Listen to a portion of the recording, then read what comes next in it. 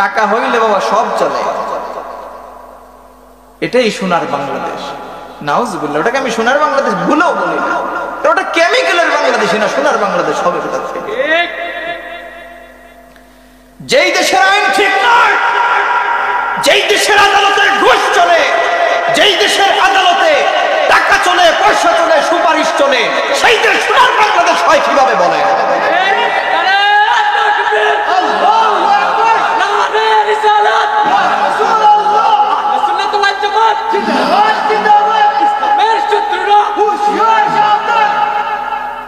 আজকে দেখবেন বেছে বেছে আলেম সমাজদেরকে 14 শিকার ভেতরে ঢুকানো হয়, আলেমদের হাতের মধ্যে শিকল পরানো হয়, আলেমদের পায়ের মধ্যে বেড়িয়া পরানো হয়।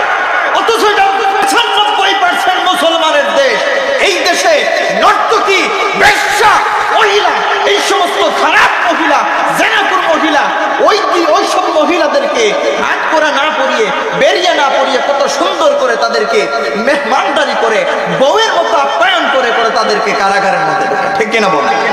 জোরে বলেন ঠিক কিনা?